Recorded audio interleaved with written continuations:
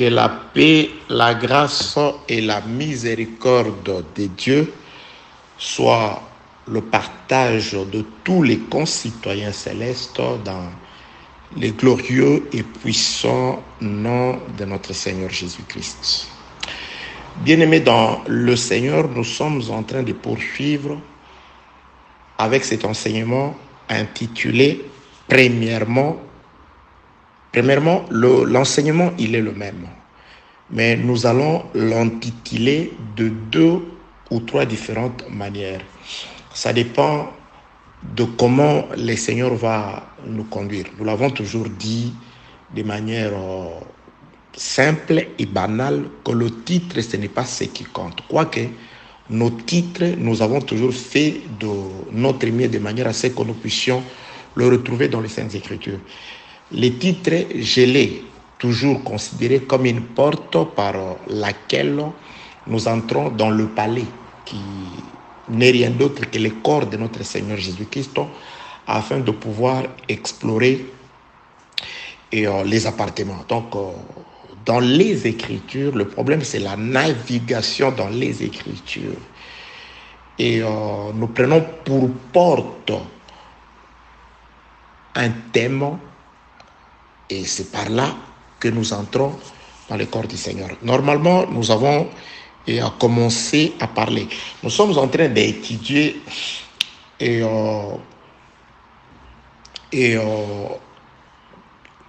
tout autour de la personne de Bathsheba.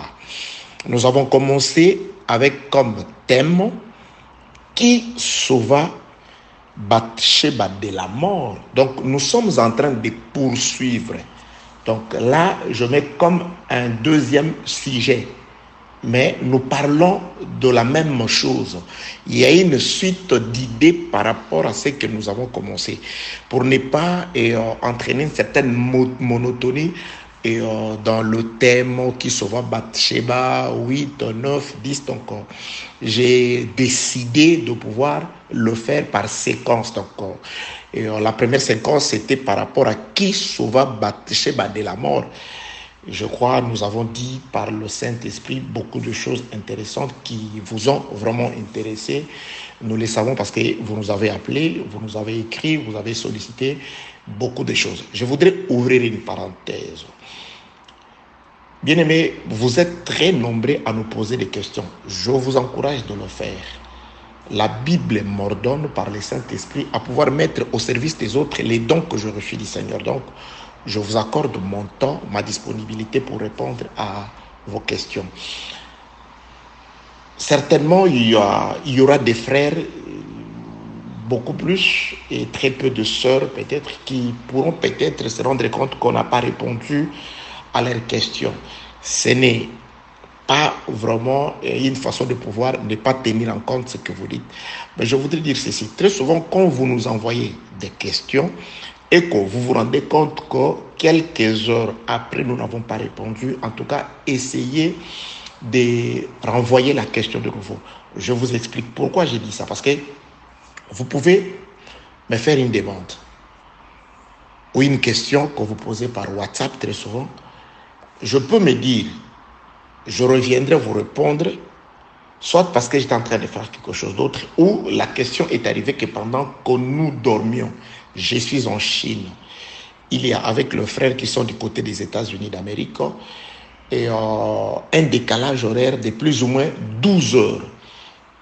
Et de bien-aimés qui sont en Occident, Europe, 7 à 8 heures. L'Angleterre, 8 heures. France, Belgique et autres, 7 heures. La même chose avec ceux qui sont du côté de l'Afrique. Donc, il peut arriver que quand vous envoyez votre message, vers 20 heures de chez vous, c'est 3 heures du matin de chez moi. La question peut me trouver en train de dormir. Quand je me réveille, je lis, parce que je vérifie le message, je me dis, je vais répondre. Et à ce moment, quelque chose d'autre peut surgir par oubli. Alors, si je ne vous réponds pas aussitôt, sachez bien aimé dans le Seigneur que j'ai oublié. Je me rappelle de plusieurs questions que m'ont posé des frères. Tellement que le message se sont accumulés après leurs questions, je ne me rappelle plus de qui m'a posé la question, quoique les questions sont dans la tête. Mais je ne sais plus à qui donner la réponse. Tout simplement parce qu'il y a vraiment beaucoup de personnes qui nous écrivent.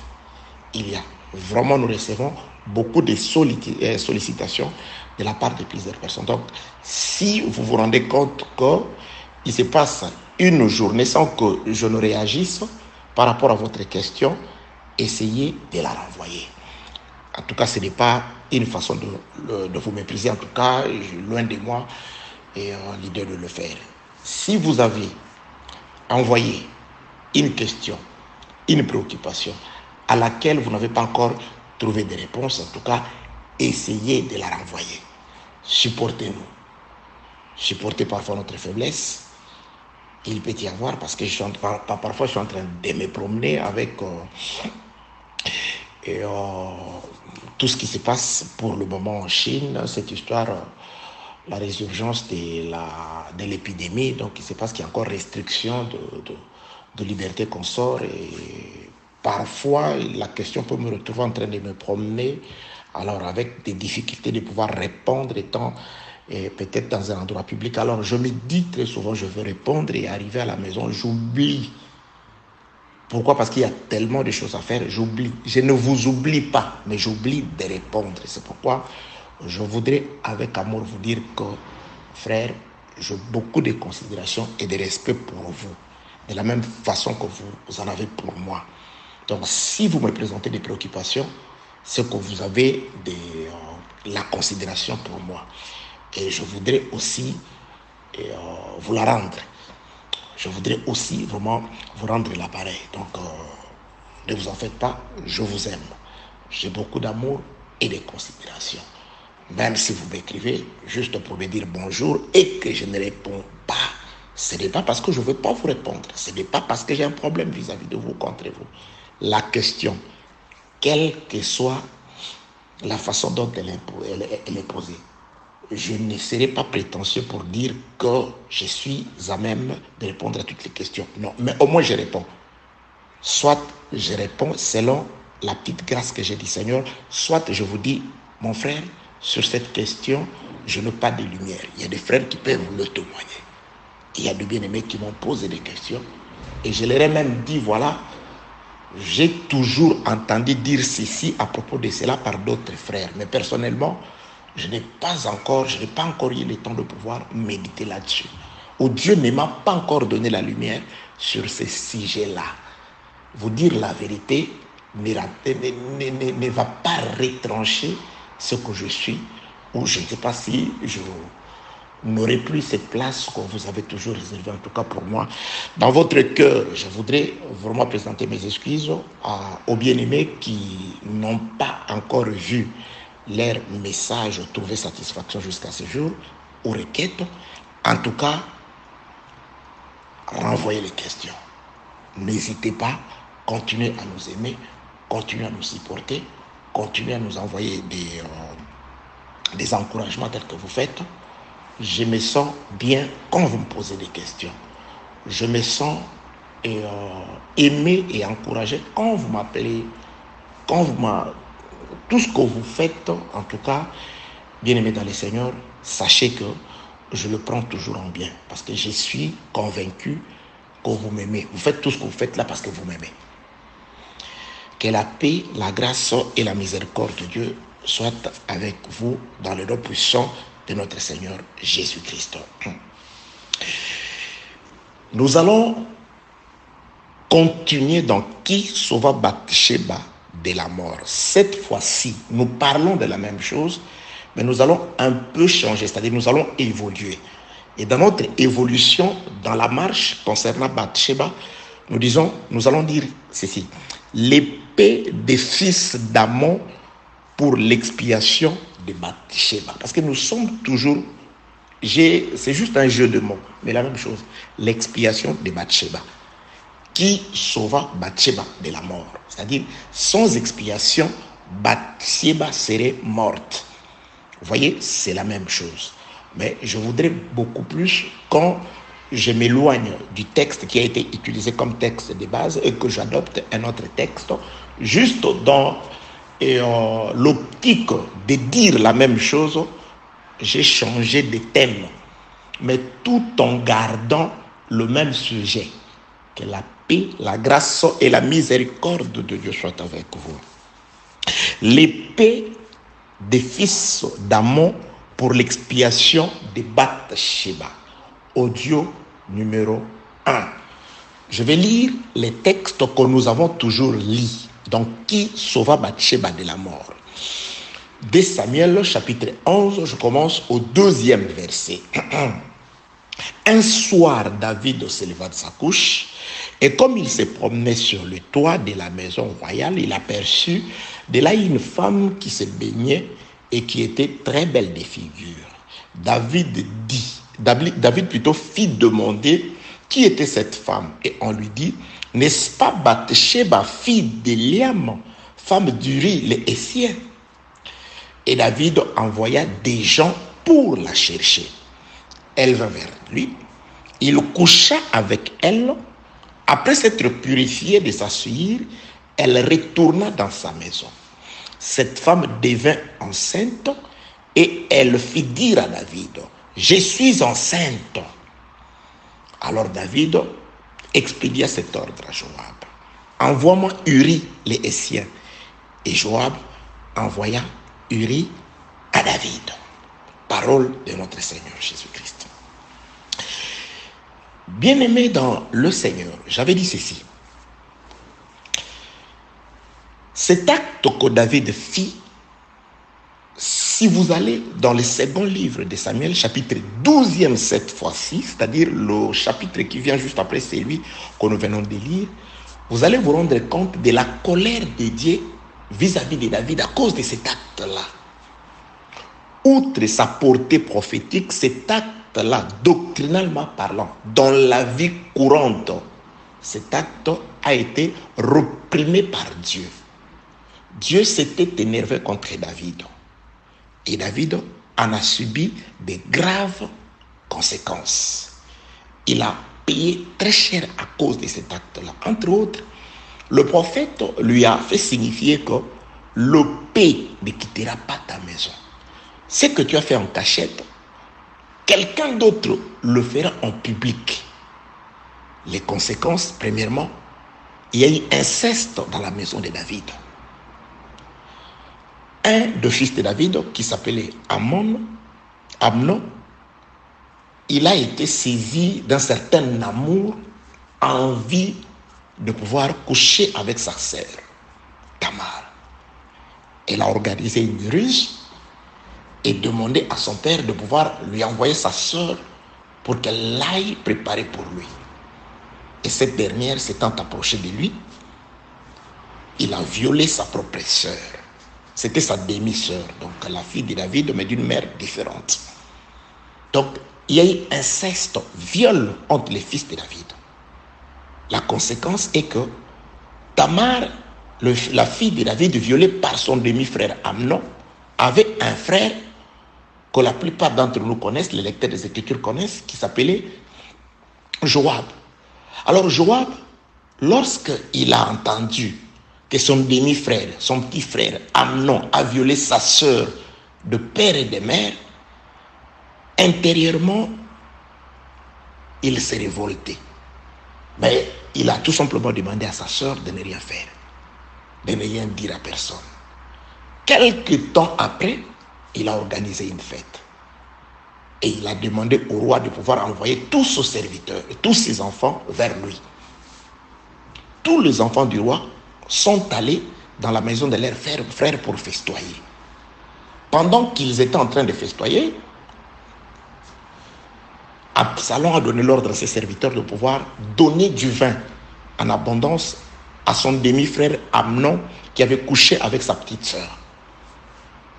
Lorsque celui-ci, c'est-à-dire Amnon, a été épris du vin, Absalom en a profité pour lui plaquer une épée, le faire mourir. Il est mort. Donc, c'est-à-dire, les enfants de David se sont entretués. Les conséquences de ce que David avait fait. Parce que le prophète Nathan le lui avait dit, le paix ne quittera jamais ta maison. Entre autres, c'est même Amnon, plutôt Absalom, il s'était permis de pouvoir se révolter contre David. Il a chassé David de la royauté. Il est resté roi à la place d'Israël. Non seulement qu'il est resté, il a confisqué les trônes de son père, il est allé chercher les femmes, les concubines de son père pour coucher avec elles. Sur le toit, David a commis cet acte en cachette et lui, il l'a fait sur le toit. Je voudrais ici tirer votre attention. Je suis en train d'insister. Comme disent les monnaies, ne faites pas ça chez vous. Ces choses ont une portée prophétique. Ne l'utilise pas pour toi. Tu vas prendre la femme de ton frère, après tu vas dire que c'est un péché royal. Tu pêches encore doublement. N'utilise pas, ne cherche pas à te couvrir dans les Écritures.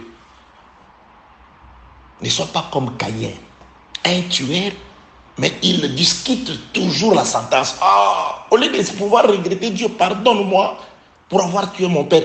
Mon frère, il n'a jamais eu le temps de demander pardon, mais lui, il discute toujours la sentence. Vous ne voyez pas que cette sentence est trop dure? Mon châtiment est trop grand. Ça, c'est l'esprit de Caïn. Pas de repentance. Il ne s'était même pas repenti. Dieu, j'ai tué mon frère. Je ne sais pas ce qui m'a saisi. Effectivement, c'est le péché qui couchait à ma porte, qui en a profité de ma mauvaise habitude pour me servir. Et j'ai commis cet acte-là. Il n'a pas eu, Caïn ne demande pas pardon. Caïn ne reconnaît pas son erreur, mais il se plaint tout simplement lorsqu'il y a la sentence. Mon sentence, ma pénition, mon châtiment est grand. Quiconque, il se soucie de lui, mais il ne se soucie pas de la vie des autres. Que la paix, la grâce et la miséricorde soient avec vous. Donc, nous sommes en train d'évoluer dans des portées prophétiques. Que voulaient dire ces actes-là? Parce que les Écritures disent que ces choses ont été écrites. Ces choses, leur sont arrivées pour nous servir d'exemple à nous. Donc, c'est des exemples à nous. Que la paix, la grâce et la miséricorde de Dieu soient avec vous. Donc, nous sommes toujours dans une portée prophétique. Aujourd'hui, nous allons nous rendre vers une autre direction. Dans la lecture de 2 Samuel chapitre 11, à partir du 2e verset jusqu'au 6e verset, il s'agit de David qui a convoité la femme de son prochain, chose que Dieu avait refusée dans la loi. Et quand David a convoité la femme de son prochain, il l'a fait venir vers lui. Il a commis cet acte appelé adultère, c'est-à-dire le fait de pouvoir coucher avec une femme mariée. Un homme marié qui va prendre une femme mariée. C'était une femme mariée. Donc, selon les Écritures, David n'avait pas le droit de pouvoir mettre sa sémence dans cette femme-là. Bien aimé, aujourd'hui, il y a beaucoup plus de David et très peu de Joseph. Je l'ai dit par rapport à ces actes-là. David est celui qui n'a pas résisté à la tentation, mais Joseph est celui qui a résisté non seulement à la tentation, mais à la séduction. Il a refusé de mettre sa sémence dans la femme de quelqu'un d'autre. Il y a beaucoup plus aujourd'hui de David, c'est-à-dire vous trouvez un David du haut de la chair en train de mettre sa sémence dans la femme de celui qui est allé combattre pour nous, de Jésus-Christ. C'est-à-dire quelqu'un en train d'enseigner sa pensée.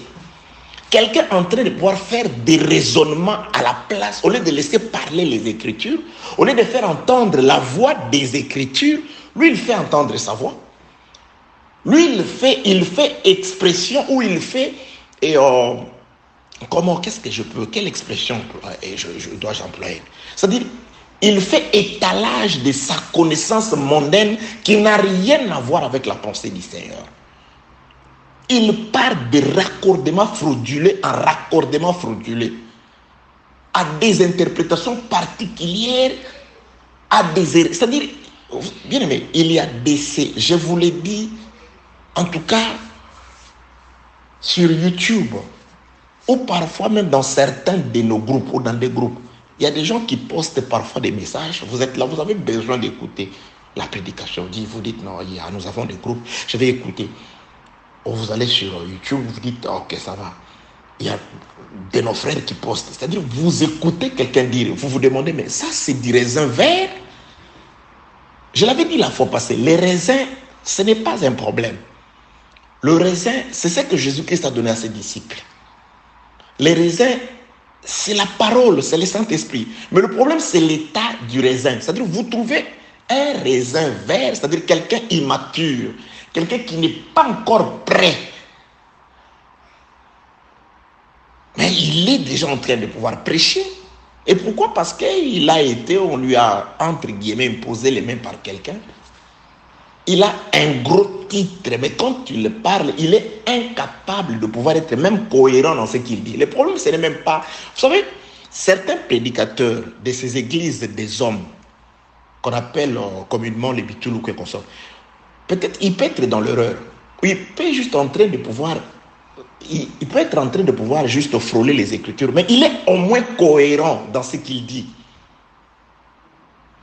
Il donne peut-être des excuses, mais il y a des ceux-là à la recherche des typologies, ils sont tellement incohérents, vous ne vous rendez pas compte. Qu'est-ce qui... Bien aimé, je vous dis vrai, il y a des fois où je suis devant un prédicateur, où je suis un message, je me dis, je me force d'abord à savoir qu'est-ce qu'il voulait dire par ce qu'il dit. C'est-à-dire, je suis là en train de pouvoir faire travailler ma tête pour découvrir ce qu'il a en tête comme pensée. Peut-être il a des difficultés de pouvoir exprimer cette pensée, mais qu'est-ce qu'il voulait d'abord dire? Vous voyez, un prédicateur, vous ne savez même pas comment il atterrit là-bas. Il a commencé avec un passage des Écritures, il saute, il fait des bonds, il atterrit dans Genèse, il retourne à Apocalypse. Vous vous dites, mais finalement, ça c'est quelle façon de présenter Christ? Et à la fin, il se glorifie. Non, nous ne sommes pas comme eux. Chez nous, n'allez pas là-bas, n'écoutez pas un tel. Oui, nous n'écoutons pas celui-là. Tu nous demandes, les enfants, de ne pas manger chez les voisins. Mais qu'est-ce que toi, tu nous sers? Tu ne nous donnes rien. Ta nourriture est mal préparée, non succulente, peu savoureuse. Mais tu nous empêches de pouvoir ne pas manger et chez les voisins. Ou soit tu ne présentes rien du tout. Venez manger. On ouvre les assiettes, juste de l'eau. On se lave les mains, on attend la nourriture. Après, tu lui dis, non, la nourriture, c'est cette eau-là. Finalement, et quand on voit les voisins quand même présenter ne fût-ce que des pains secs, parfois vous dites, mais vous ne voulez pas venir ici. C'est la vérité. Non, la vérité attire aussi, c'est le miel. Bien aimé, Jésus-Christ attirait des foules. Paul, quand il parlait, les hommes venaient écouter. Mais vous parlez, les gens viennent le premier jour, après ils ne reviennent pas. Ce ne sont pas des démons, on ne vous comprend pas. On ne vous saisit pas, vous n'êtes pas cohérent. Vous collez tellement de choses, vous faites tellement de typologies qu'on ne saisit rien. Nous nous efforçons à chercher d'abord à comprendre qu'est-ce que vous vouliez dire. Ou soit vous nous répétez la même chose. Ce que vous dites a déjà été dit. Et de la même façon, vous ne faites que calquer. Ou ce que vous nous dites aujourd'hui, vous l'avez déjà dit. C'est-à-dire, on a déjà écouté ça. Taisez-vous. Que la paix, la grâce et la miséricorde de Dieu soient avec vous. Cet acte que David commet, de pouvoir mettre sa sémence dans une femme qui n'est pas la sienne, cet acte a été interdit par Dieu. C'est pourquoi j'ai dit, il y a plus de David. Je suis dans cet acte-là. C'est-à-dire des gens audacieux, courageux, qui se permettent de dire ce qui est à eux, la mettre, chercher à la mettre dans la femme de Christ. Vous voyez quelqu'un dire quelque chose. Moi, parfois, je pose la question, mon frère, qui t'a dit de nous dire ce que tu nous as dit? Parce qu'au moins Moïse et les prophètes disaient, ainsi dit l'Éternel. C'est-à-dire, c'est l'Éternel qui leur avait dit ce qu'ils disent. Et toi, ce que tu dis, qui t'a dit de nous dire ça? Qui t'a dit de nous dire ce que tu dis là? Qui t'a envoyé nous dire ce que tu nous dis là? La question du juif à l'égard de Moïse, ce n'était pas une question aberrante. Qui t'a établi? Il voulait juste savoir qui. Le juif n'avait pas dit que l'acte que tu avais fait hier était mauvais. Non, c'était bien. On applaudit. Mais tout simplement, qui t'a dit de nous dire ce que tu dis? Il faut être peut-être, il faut dire Jésus par Jean. Voilà, c'est écrit ici. Et il y a un argument aujourd'hui. Un tel dit aussi ça. C'est lui que tu présentes là. C'est lui que Dieu nous a présenté, qu'on doit écouter. Écoutez celui-là. Que la paix, la grâce et la miséricorde de Dieu soient avec vous. Joseph, au contraire, dit non. Je le dois dans la maison, mais pas sur toi, la femme d'autrui. Je ne mets pas ma sémence sur toi parce que tu es la femme de mon chef. Au risque et péril de ma vie, je préfère me promener nu comme Joseph à l'extérieur, qu'on se moque de moi. Je préfère encore aller en prison comme les apôtres que de mettre ma sémence, ma pensée, que de servir les hommes, que d'écouter les arrangements des hommes. Vous voyez, normalement, vous êtes une grande église, vous êtes un bon serviteur, continuez de prêcher, mais évitez tout simplement le nom de ces Jésus-là. Parce que ce qui dérange, c'est le nom de Jésus. Il y a des gens qui ont fait des alliances comme ça, des compromissions avec certaines personnalités, certaines organisations. On va vous soutenir, on va vous aider. Et lui, il croit qu'un homme peut l'aider. Lui, il croit qu'un homme peut le soutenir gratuitement ou gracieusement. On va vous donner ceci, mais tout simplement essayez. Vous voyez, quand vous faites tout, vous devez passer là-bas pour une certaine formation. Ça, c'est pouvoir arranger la barbe, couper la barbe en rond ou couper les coins de la chevelure en rond. En Israël, la barbe doit évoluer naturellement. La chevelure évolue naturellement. C'est pourquoi la chevelure, quand il est venu sur la terre, elle est venue, Jésus sur la terre, la tête, les cheveux. Quand il parle, on dit, mais toi tu dis, c'est dit, oui, moi je suis la chevelure que vous ne pouvez pas organiser, orienter. C'est pourquoi un ministre de Dieu, comme la seconde station de l'huile, l'huile commence sur la tête, Jésus. Dieu met de l'huile sur la tête, la plénitude en Jésus. Et cette huile descend sur la barbe. La barbe, c'est la seconde station, le ministère. On ne doit pas couper en rond les coins de la barbe. Ça, c'est une interdiction en Israël. Le ministère est une pierre brute qu'on utilise pour l'autel. On ne peut pas passer les ciseaux sur cette pierre-là, de peur de la profaner. C'est une marque déposée de Dieu. C'est pourquoi j'ai dit, quand tu me poses la question, qui te dit, qui t'a dit de nous dire ce que tu dis? Voilà celui qui m'a dit ici. Qui t'a dit de nous dire que ce que David fait quand il prend la femme de Bathsheba et qu'il tue Uri, il est en train de restaurer les choses? Qui t'a dit ça? Deutéronome 7 a dit que ce mariage-là ne peut pas exister. On ne doit pas donner une fille israélite à un des siens. Deutéronome 7 dit il faut les exterminer. Donc David, quand il reprend la femme et qu'il extermine Uri, il accomplit la parole. Il restaure quelque chose qui a été dérangé par le papa de Bathsheba. Un homme de Juda a dérangé les choses. Un autre homme de Juda, il vient remettre les choses en ordre. Quand tu me dis qui te dit ça, voilà celui qui m'a dit. Qui t'a envoyé nous enseigner ça? Voilà celui qui m'a envoyé. C'est celui-là, les Écritures.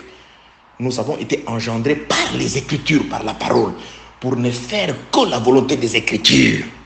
Que la paix, la grâce et la miséricorde de Dieu soient avec vous. Le paix des fils d'Amon pour l'expiation de Bathsheba. Vous allez comprendre, ne vous en faites pas. Je voudrais dire que l'idée est la même. Il y a des audios qui précèdent celui-ci. Oui, audio avec comme thème qui sauva Bathsheba de la mort. Si vous ne tombez que sur celui-ci, cherchez les 8 précédents audios avec ces thèmes-là, vous serez vraiment bénéfique. Paix, grâce, miséricorde, amour, assistance, tranquillité, lumière du Saint-Esprit sur vous, tous les concitoyens célestes. Bien aimés, cette œuvre, il faut la faire avec crainte et tremblement. Ne vous précipitez pas. Ne soyez pas des raisins verts. Vous faites agacer les gens, les dons des personnes. Restez mûrs, restez attachés au cep. Quand vous serez mûrs, bien aimé, vous allez vous retrouver en train de servir le Seigneur. Personne n'aura le courage de pouvoir vous empêcher. Que la paix, la grâce et la miséricorde de Dieu soient avec vous. Donc, cet acte que David fait, il prend la femme de son soldat, de quelqu'un d'autre. Cet acte, Dieu va le réprimer. Mais normalement, les Écritures avaient déjà annoncé une sentence, un châtiment contre ces genres d'actes. Deutéronome chapitre 22, le verset 22e. Je vous avais promis que nous y reviendrons. Chose promise, chose faite. Deutéronome 22, 22. Écoutez, c'est que le châtiment réservé aux personnes, au pluriel, qui pratiquent l'acte pratiqué par David ainsi que par Bathsheba. Si l'on trouve un homme couché avec une femme mariée, je remplace déjà. Si on retrouve David couché avec Bathsheba, une femme mariée à Uri, j'ai dit, nous changeons de portée.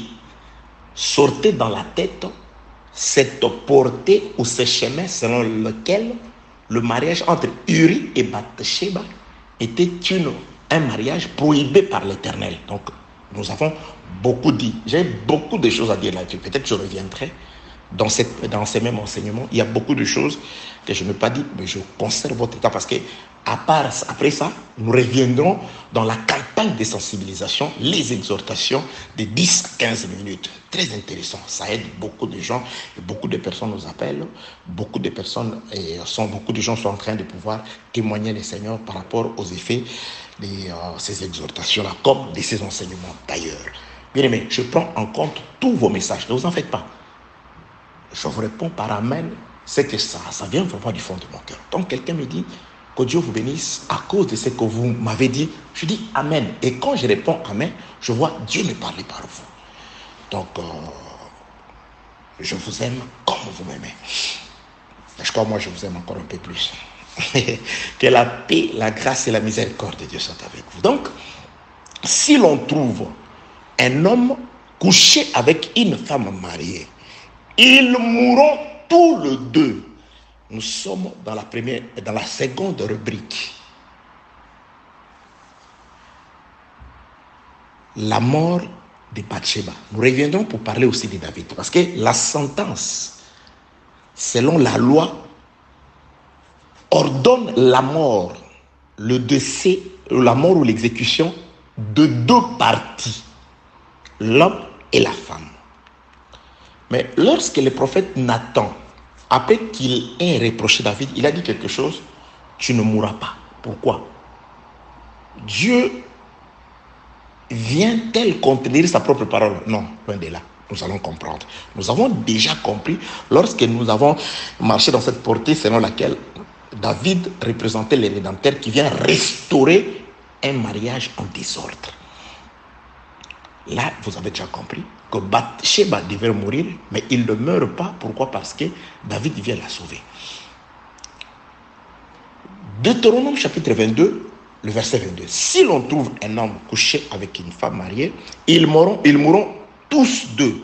L'homme qui a couché avec la femme d'abord, David, et la femme aussi, Bathsheba aussi. Tu ôteras ainsi les mâles du milieu d'Israël. C'est-à-dire, si la sentence n'est pas prononcée telle que définie dans les Écritures, Deutéronome 22, 22, c'est que les mâles est au milieu d'Israël. Pour l'ôter, il faut une sentence juste. Et la justice de la sentence à d'Israël ne dépendait pas de l'humeur du juge, mais de la loi. En Israël, on appliquait la loi. C'est pourquoi le jour du sabbat, dans les déserts, lorsqu'on a attrapé quelqu'un en train de travailler, de ramasser les bois, les jours du sabbat, le 7e jour, Moïse ne s'était pas précipité à exécuter une quelconque sentence. Il dit, nous allons l'enfermer. Et pendant 4 jours, ok, ça c'est, j'ai fait le mariage, hein, parce que l'agneau passait 4 jours de prison avant d'être exécuté. Il entre en prison le 10e jour, Il sort le 14e jour entre les deux soirs et il est exécuté. J'avais déjà expliqué ça, mais je reviendrai dans un autre enseignement. L'exode de Dieu. Dans les exodes, nous avons déjà l'exode d'Adam, c'est sur YouTube, l'exode d'Ève, l'exode des vases d'or et d'argent. Je ne sais pas, il y a l'exode de l'eau. Il y a une sœur qui est en Suisse, qui ne cesse chaque fois de me dire, pasteur, tu avais promis l'exode de l'eau, exode de l'eau. Nous reviendrons, c'est pour vous. Priez que Dieu nous maintienne en vie. Il permettra à ce que la petite grâce qu'il nous a donnée, que nous soyons capables de pouvoir la partager avec vous. Je trouve que c'est un bon moyen par lequel je m'entretiens à la fois avec plusieurs personnes. Beaucoup de personnes, au-delà même de ce que j'avais cru. Que la paix, la grâce et la miséricorde de Dieu soient avec vous, mes frères, qui sont très loin, vers l'île de la Réunion là-bas. Mes frères qui sont très loin, du côté du Bénin. En tout cas, vous êtes très nombreux. Vous allez vous dire, il y a des frères qui sont en Australie. Vous êtes partout. Les voisins de la Corée, les voisins de la Thaïlande. Vous êtes très nombreux.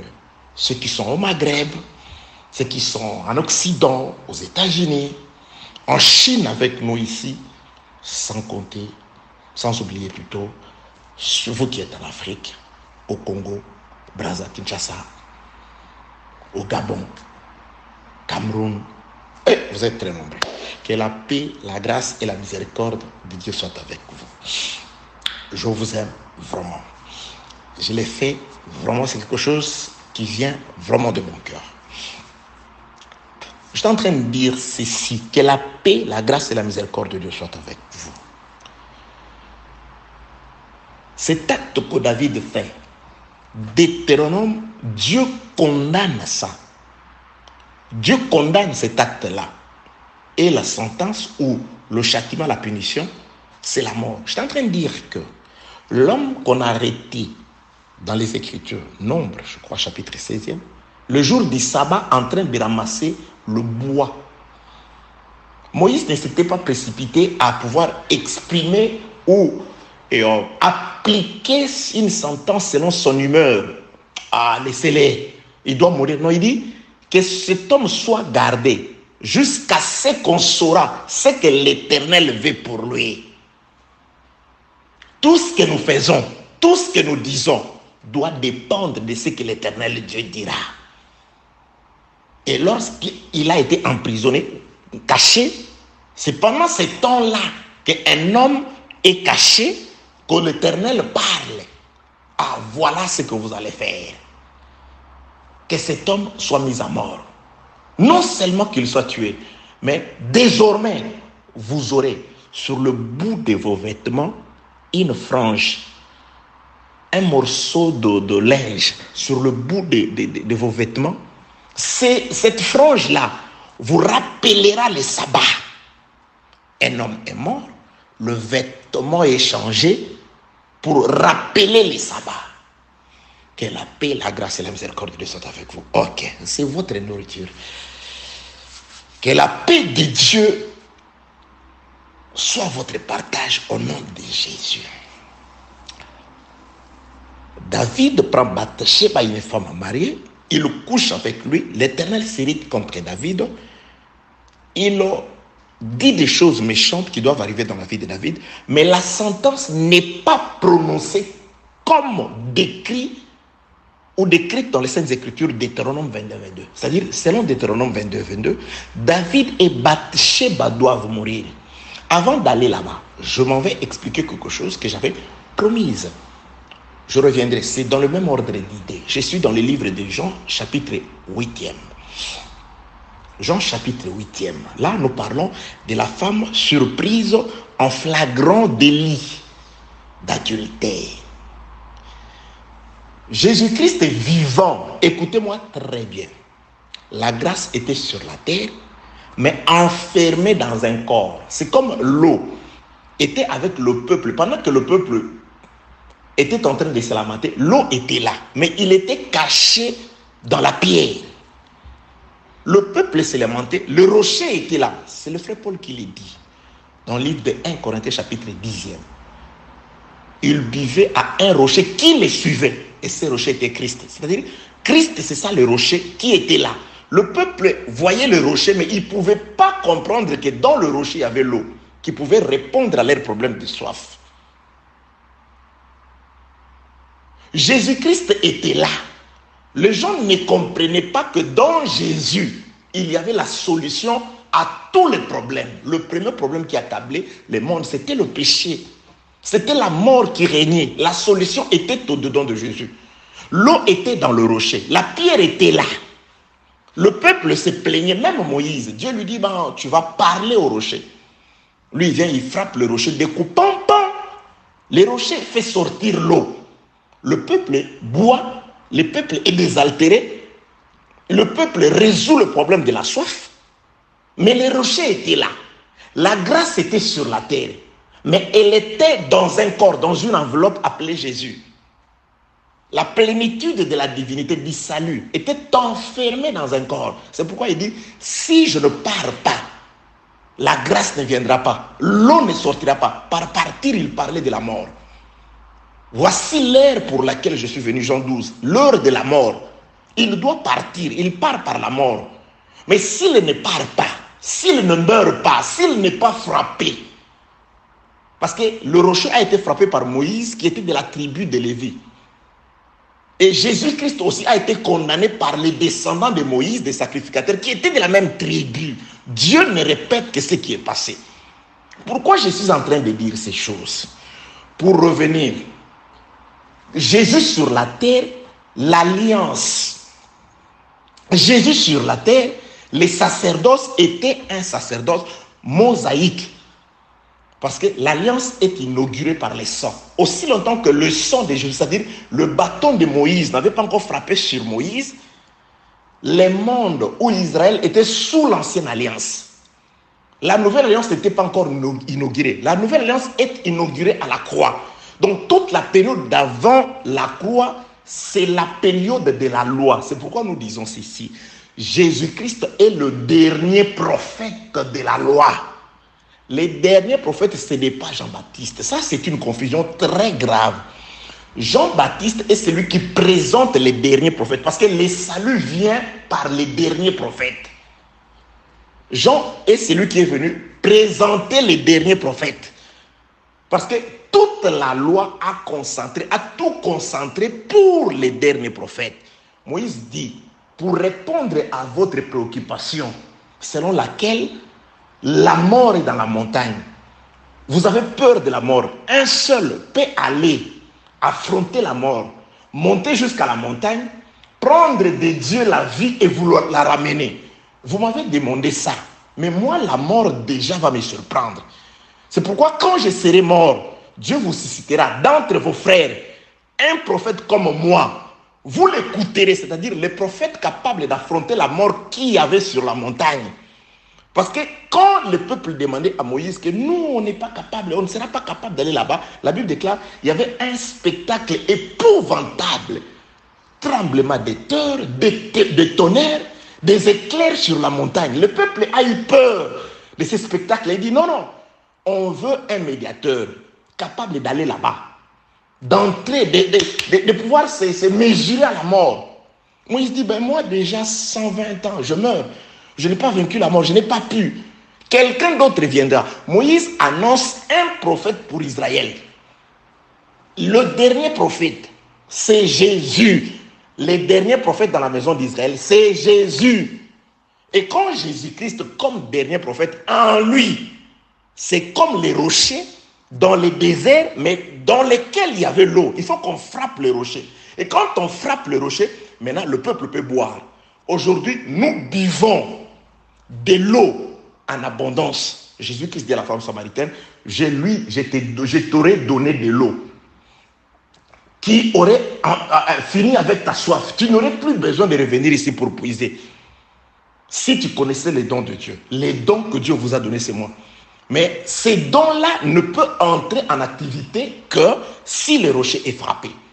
Donc aussi longtemps que Jésus comme rocher, c'est pourquoi la Bible déclare, quelque part il a fait quelque chose, on voulait le lapider. La Bible déclare, il s'est faufilé entre leurs jambes, il est parti parce que son temps n'était pas encore venu. Il y avait un temps où Jésus, comme rocher, devrait recevoir 2 coups de la part des sacrificateurs. Que la paix, la grâce et la miséricorde de Dieu soient avec vous, bien-aimés, dans le Seigneur. Donc, je ramène ça à Jean 8. Jean 8, Jésus est là. On lui présente une femme surprise en flaglant délit d'adultère. En flagrant délit d'adultère. Cette femme-là, Jésus étant vivant, donc elle doit être jugée selon la loi. Entre parenthèses, excusez-moi, cher prédicateur, quand tu prêches, tu dis Jésus-Christ est celui qui a brisé la loi. La loi disait, il faut qu'on condamne. Jésus-Christ a dit, personne... Non, Jésus, tu n'as pas bien prêché. Excusez-moi, tu n'as pas bien prêché. C'est pourquoi j'ai dit, il faut prendre une loupe et vérifier les écritures. Tu n'as pas bien prêché si tu dis ça. Jésus-Christ ne peut pas briser la loi. Non, il ne peut pas. Il l'a accompli, bien au contraire la loi. Il l'a accompli selon la loi. Jésus-Christ, non, voilà, Jésus, cette femme-là devait mourir. Grâce à Jésus, elle a trouvé grâce. Non, ce n'était pas grâce à Jésus, c'était grâce à la loi et à ces hommes-là. Ce n'était pas grâce à Jésus. C'était grâce à la loi et à ces hommes-là que cette femme a été sauvée. Que la paix, la grâce et la miséricorde de Dieu soient avec vous. N'oubliez pas. Nous sommes dans 2 Samuel chapitre 11. David va coucher avec la femme d'autrui. La sentence, c'est la mort d'après Deutéronome 22, 22. Les deux devront mourir. Mais pourquoi ne sont-ils pas morts? Qui sauva Bathsheba de la mort? Aujourd'hui, l'épée de fils d'Amon pour l'expiation de Bathsheba.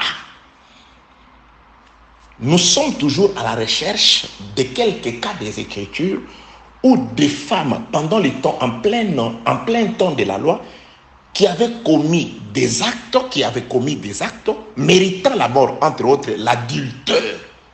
Mais elles ne sont pas mortes. Personne, d'ailleurs, dans les cas même de Jean chapitre 8, vous allez vous rendre compte que c'est à peu près la copie collée de David et Bathsheba. Comme David n'est pas mort, Bathsheba non plus ne peut pas mourir. Et cette femme ici, surprise en flagrant délit d'adultère, présentée devant Jésus, elle ne meurt pas. Le lendemain, on la surprend, on la retrouve en train de pouvoir faire ses courses. Là, c'est moi qui fais des commentaires. En train de pouvoir, je ne sais pas, se diriger, parler, se chamailler, faire ce que les femmes font. Mais ce n'est pas possible. Toi, comment tu es là en vie? C'est le Seigneur Jésus-Christ qui m'a sauvé. Lui, comme il m'a sauvé, personne ne peut encore faire. Passons à la lecture des Écritures. Jean chapitre 8e, je commence au 2e verset. Au 1er verset, si vous voulez.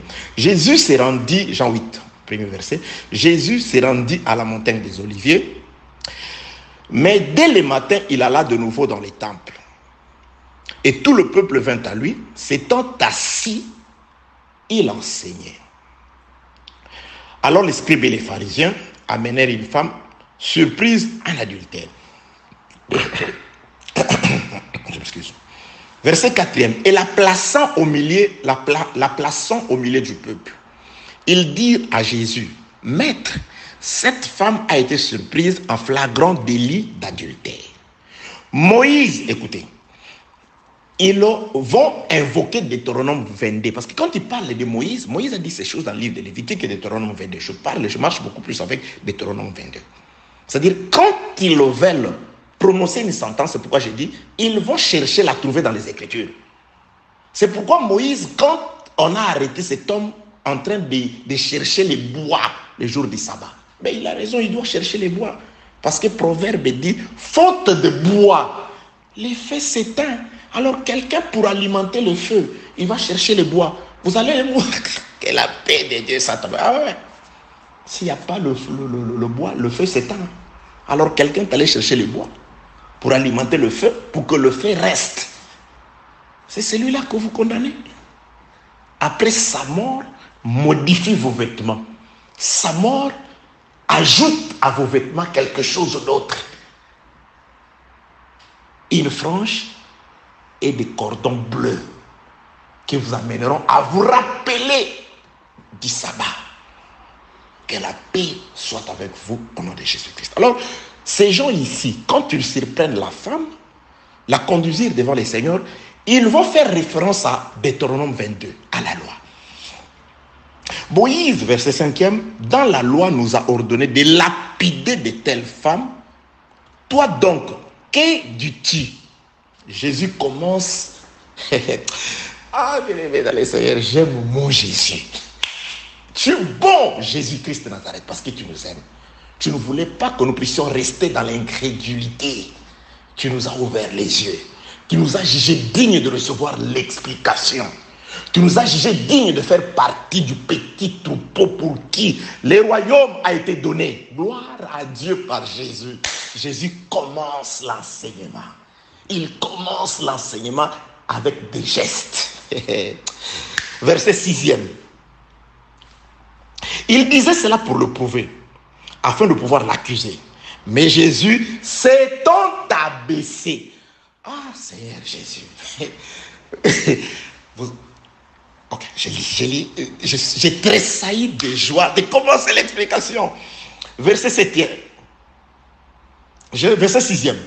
Il disait cela pour le prouver, afin de pouvoir l'accuser. Mais Jésus s'étant abaissé, écrivait avec les doigts sur la terre. Seigneur, toi aussi, on présente une femme, on l'accuse, on la bombarde des accusations. Tout ce que tu trouves à faire, mon Seigneur, c'est de pouvoir t'abaisser, t'asseoir et de prendre ton doigt et d'écrire. Mais qu'est-ce que tu écrivais? Bien-aimé, Dieu nous aime, il nous a révélé ce que le Seigneur écrivait. Il vous a révélé ça.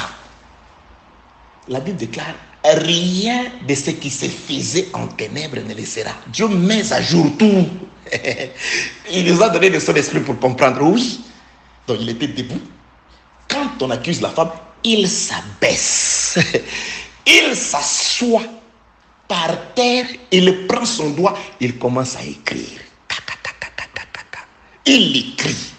Mais pourquoi ce mouvement-là? On continue avec la lecture. Verset 6e, je reprends. Il disait cela pour le prouver, afin de pouvoir l'accuser. Mais Jésus s'étant abaissé, écrivait avec le doigt sur terre. Comme il continuait à l'interroger, pendant qu'il est accusé la femme, Jésus écrit. En position abaissée, il écrit. Comme il continuait à l'interroger, il se releva. Quand les hommes ont accusé, à un moment, non, il ne reste pas abaissé. Il va se relever. Ces gestes des prophètes. Les gestes des prophètes. Oh Seigneur Jésus-Christ, merci. Comme il continuait à l'interroger, il se releva et leur dit que celui de vous qui est sans péché jette le premier la pierre contre elle. Donc, on accuse la femme. Pendant qu'ils accusent la femme, Jésus-Christ s'abaisse pour écrire. Après, il se relève. Il parle. Quand tu le parles, au lieu de rester debout, non. Quand tu l'as dit, on lui présente la femme, lui parle aux accusateurs. Et quand tu leur parles, il est debout, s'il vous plaît. Et quand il finit de parler, verset 8, et s'étant de nouveau abaissé, il écrivait sur terre. Donc, Jésus-Christ a écrit, il s'est abaissé plutôt 2 fois. Il a écrit 2 fois. Qu'est-ce qu'il avait écrit la première fois? Et qu'est-ce qu'il a écrit la deuxième fois? Mais pourquoi doit-il toujours s'abaisser pour écrire? Pourquoi, Seigneur? Alléluia. Verset 8e. Et s'étant de nouveau abaissé, il écrivait sur terre, sur la terre. Verset 9. Quand ils entendirent cela, accusés par... Ça, c'est magistral. La petite, je ne sais pas comment je peux appeler ça, paragraphe là. Quand ils entendaient, c'est là la petite proposition, accusés par leur conscience, ils se retirèrent un à un, depuis Adam Jusqu'à Jean-Baptiste. Oh non, non. Ok. Depuis les plus âgés jusqu'au dernier. Ben oui. Depuis les plus âgés jusqu'au dernier. Les plus âgés, notre premier parent, c'est qui? C'est Jean-Baptiste. Et plutôt, c'est Adam, n'est-ce pas? Donc depuis Adam, il jusqu'à Jean-Baptiste, jusqu'à Jésus. Parce que Jésus est le plus petit d'entre ceux qui sont nés de la femme. Ça, c'est le Seigneur qui dit. Les plus petits d'entre ceux qui sont nés tous ceux qui sont nés de la femme, c'était Jésus. Mais il est le plus grand d'entre ceux qui sont nés dans le royaume. Donc, depuis Adam jusqu'à Jésus dans la chair, tout le monde doit se retirer. Ils se retirèrent. Bon, ok. Verset 9. Quand ils entendirent cela accusés par leur conscience, ils se retirèrent un à un. Depuis Ruben jusqu'à Benjamin. Ok. Je reprends, je lis exactement. Quand ils entendirent cela accusés par leur conscience, ils se retirèrent un à un, depuis le plus âgé jusqu'au dernier. Et Jésus resta seul avec la femme qui était là au milieu. Verset 10. Alors, s'étant relevé et ne voyant plus que la femme, Jésus lui dit: Femme, où sont ceux qui t'accusaient? Personne ne t'a-t-il condamné? Elle répondit: Non, Seigneur. Et Jésus lui dit: Je ne te condamne pas non plus. Va et ne pêche plus. Jésus, plutôt, je m'arrête là. Verset 11. Elle répondit: Non, Seigneur. Et Jésus lui dit: Je ne te condamne pas non plus. Va et ne pêche plus. Je vais expliquer le mouvement de Jésus-Christ très vite. Jésus-Christ ici représente Dieu lui-même, qui est descendu 2 fois. Lorsqu'il était descendu pour la première fois, c'était quand il est venu écrire avec son doigt sur une tablette de terre et de pierre. C'était sur le mont Sinaï, ce que je vous avais dit tantôt. Là, c'était Dieu qui était descendu pour donner la loi et conclure une alliance avec le peuple d'Israël. L'alliance de la loi. C'était Dieu qui descend. Pourquoi? Parce que devant lui, il y avait une femme qui avait été accusée. Et cette femme-là, c'était Adam. C'était l'humanité. Nous étions accusés. Alors Dieu devait descendre. Il est descendu pour la première fois. Et quand Dieu est descendu pour la première fois sur le mont Sinaï, ce qu'il avait écrit, c'était la loi. La loi était-elle pour la justification de l'humanité? Non, loin de là. La raison pour laquelle je vous dis ceci, Dieu ne peut dire que ce qu'il a écrit. C'est pourquoi, dans toute l'ancienne alliance, Dieu, par les prophètes, n'ont fait que répéter Moïse. On disait d'un prophète qu'il était fidèle s'il marchait selon la loi que Dieu a donnée à Moïse. On disait qu'Israël était fidèle à Dieu par rapport à la loi. La seule référence qui pouvait faire qu'un homme soit juste ou injuste, justifié ou condamné, du temps de l'ancienne alliance, c'était la loi. Les thermomètres avec lesquels on mesurait la température, le l'échelle de mesure, c'était la loi. Dieu ne se référait qu'à sa loi. Israël, vous êtes écarté de la voie du Seigneur parce que vous avez abandonné la loi. On dit que Josué était fidèle parce qu'il a marché selon la loi. On dit de David par rapport à la loi. Donc la loi, c'était ce que Dieu avait écrit. Tous les prophètes de l'Ancienne Alliance, quand ils venaient, ils ne lisaient que ce que Dieu avait écrit quand il était descendu. C'est pourquoi Jésus-Christ, lorsqu'on a présenté la femme, effectivement mariée qui avait péché, Jésus-Christ, il descend, il va écrire la loi. Et quand il écrit, il se relève, il va lire ce que Jésus-Christ dit aux gens. Il ne lit que ce qu'il a écrit. C'est pourquoi je dis bien aimé, on reconnaît la présence de Dieu dans une église ou dans une prédication et un enseignement. Si Dieu se répète, je l'avais dit la dernière fois ici, lorsque Dieu a apparu à Moïse sur la montagne, quand il passait, il a proclamé la gloire de l'Éternel. C'est Dieu qui proclame l'évangile.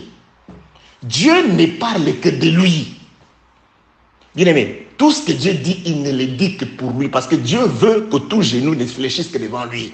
Qu'on ne parle que de lui. Du soleil levant au soleil couchant, il n'y a que Dieu. On ne peut parler que de Dieu. C'est pourquoi Samson a ramené cette réalité chez les Philistins. Ils étaient en train de dire n'importe quoi. Ils disent non, on doit quand même changer la conversation dans cette fête.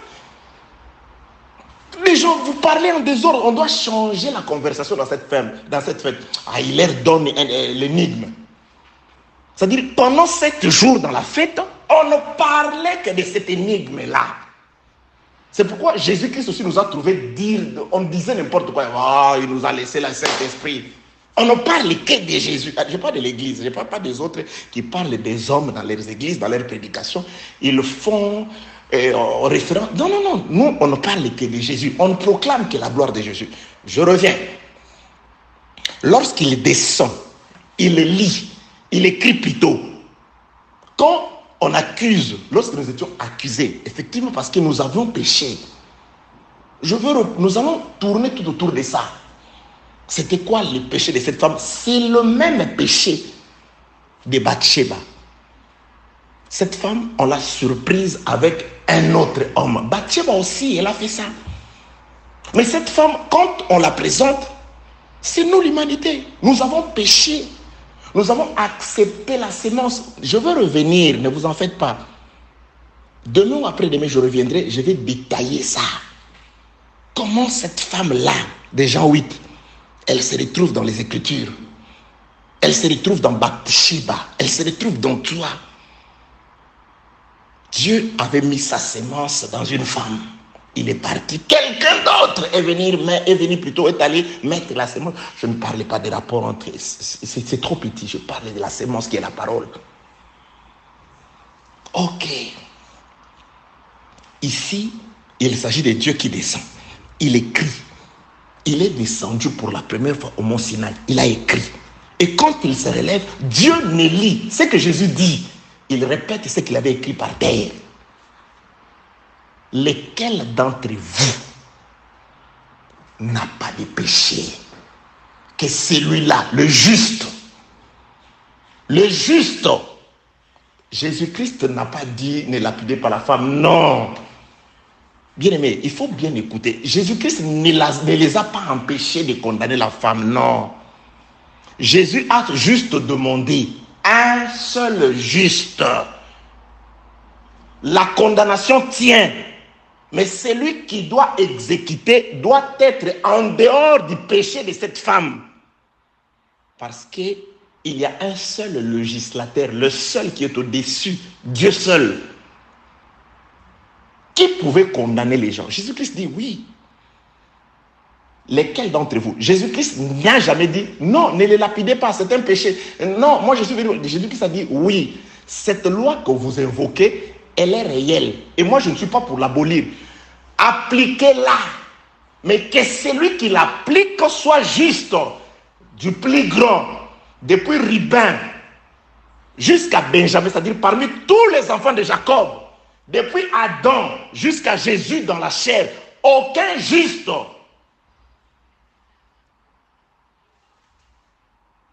Aucun juste.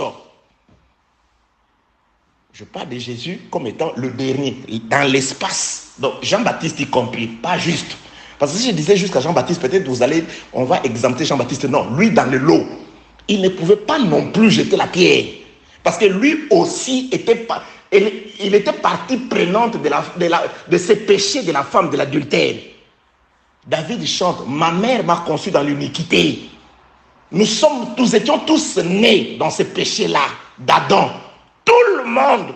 Or, le péché d'Adam, c'était de laisser la sémence, la parole de Dieu, et d'aller accepter la parole d'un autre prédicateur, d'un autre mari.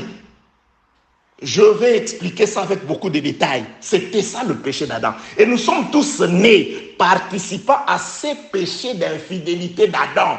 Je ne parle pas d'Ève, moi je parle d'Adam.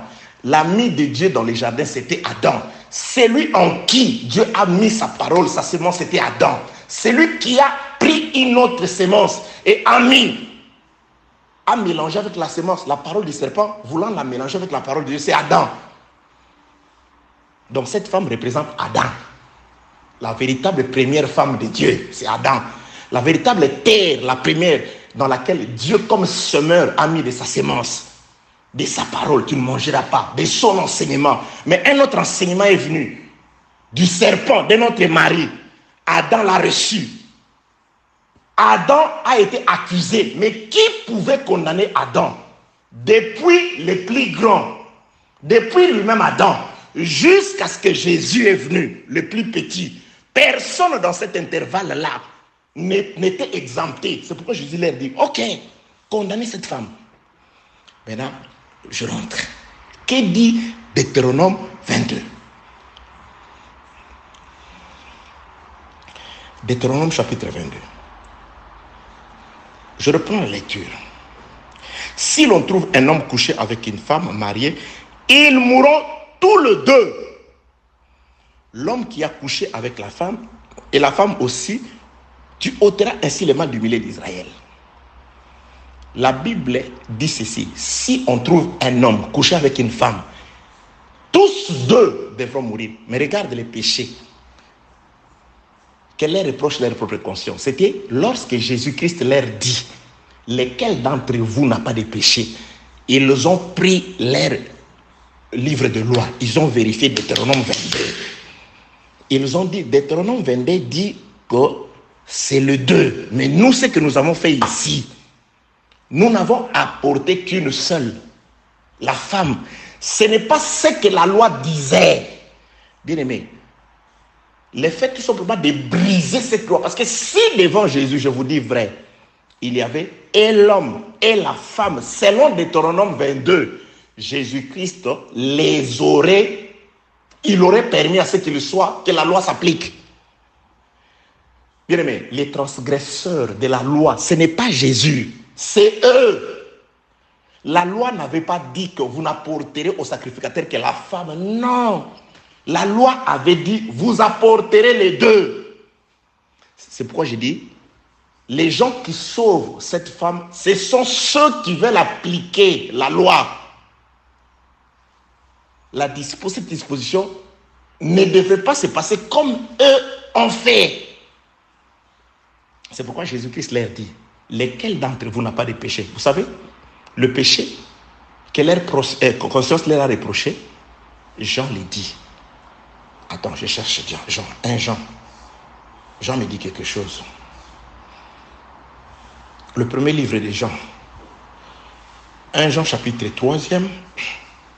Je commence au 4e verset, où je vais lire juste le 4e verset. Quiconque pêche transgresse la loi. Et le péché est la transgression de la loi. La loi disait, si vous trouvez un homme et une femme commettant l'adultère, tous deux mourront. Ils ont épargné ou ils n'ont pas pu mettre la main sur nous. Nous viendrons vous expliquer qui est cet homme-là. Pourquoi n'ont-ils pas pu le présenter devant Jésus? Et il sera arrêté, cet homme-là. Dans les Écritures, vous allez voir, on va l'arrêter. On va l'arrêter. On va l'arrêter, cet homme-là.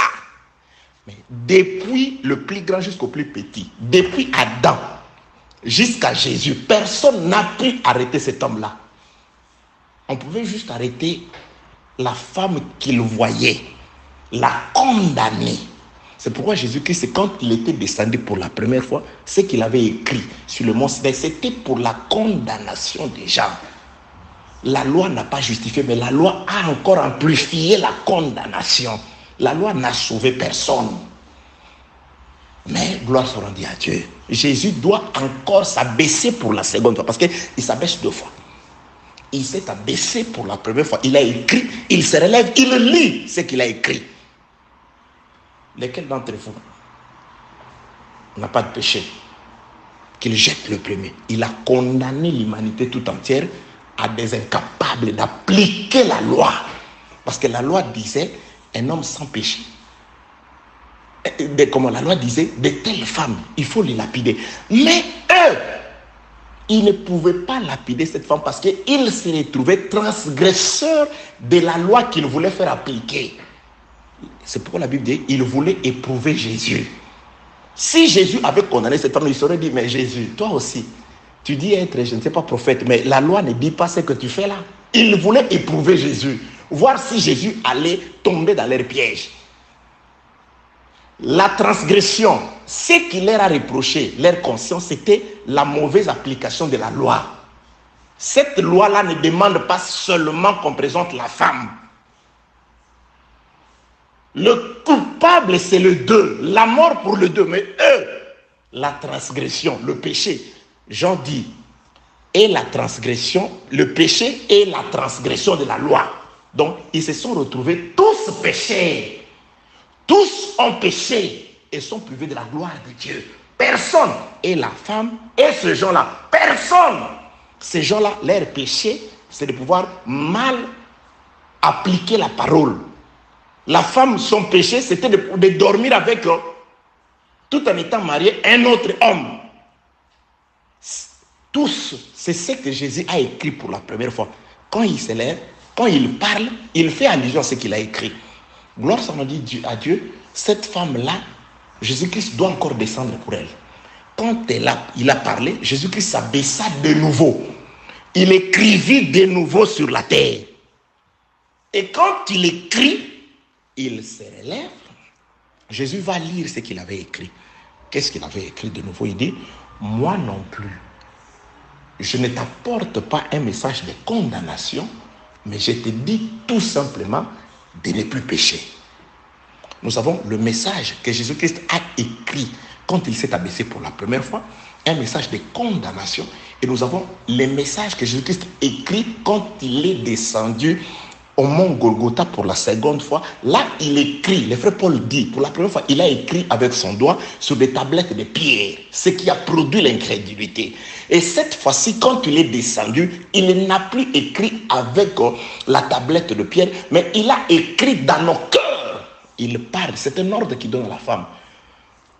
Je ne te condamne pas, c'est-à-dire, je te justifie par mon sang, par ma seconde descente. Mais je te dis que garde les limites.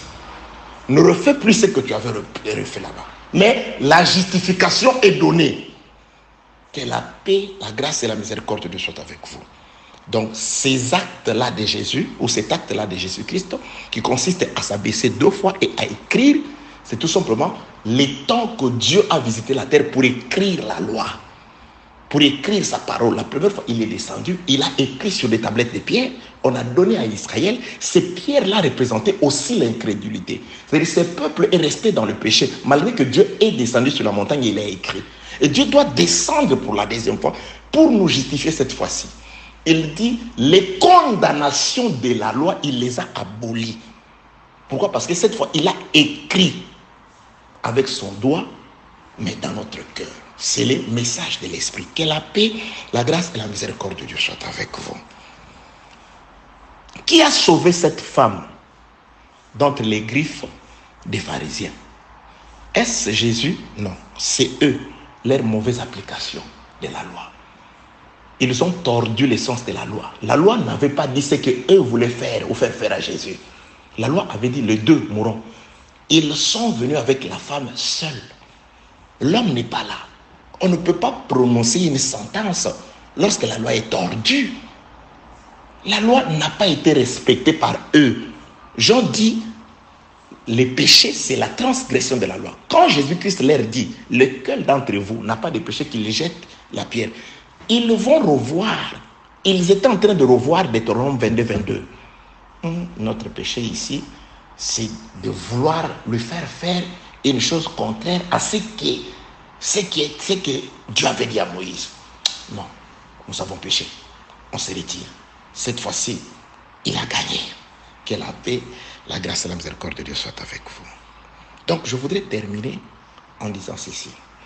Je suis allé là-bas pour dire que nous ouvrir les yeux, pour nous faire voir que dans la parole de Dieu, Dieu parle plus de l'homme. Dieu se soucie, comme le frère Paul dit, quand il parle des animaux, quand il fait des gestes, Dieu parle du salut de l'homme. C'est pourquoi je nous avais dit ceci. Quand les théologiens et d'autres personnes voient 33 000 et quelques promesses, nous ne voyons qu'une seule promesse. Je viendrai et je serai avec vous. Tout ce qui a été dit là-bas, et la plus grande de toutes les promesses, la meilleure et la seule d'ailleurs pour l'épouse, c'est qu'il doit élire domicile dans le cœur de l'épouse. Ne savez-vous pas que vous êtes le temple du Saint-Esprit, le temple de Dieu, et que l'Esprit de Dieu, Dieu habite en vous par son Esprit. C'est l'accomplissement de tout ce que Dieu avait dit dans l'Ancienne Alliance. Donc, une seule promesse, la venue de Dieu. Nous sommes allés avec cette femme de Jean chapitre 8e aujourd'hui pour faire voir le mystère qui entoure ces faits et gestes, le faits et gestes du Seigneur. On lui présente une femme, il s'abaisse. La femme est déjà condamnée, trouvée dans le péché, parce que la femme, elle avait vraiment péché. Parce qu'elle ne s'était pas justifiée. Mais le problème, c'est que la loi de sa condamnation a été tronquée, voulait être mal appliquée. C'est ce qui a sauvé cette femme. Et vous allez vous rendre compte aussi que nous sommes sauvés parce que la loi a condamné l'homme juste. Oui, il était juste. Parce que quand on voulait l'accuser, on cherchait des accusations qui ne tenaient pas. Ok, pour aujourd'hui, nous avons suffisamment passé le temps, nous sommes ensemble. N'oubliez pas, l'épée des fils d'Amon pour l'expiation des Bathsheba. Nous sommes ensemble. Que Dieu vous bénisse au nom de Jésus-Christ.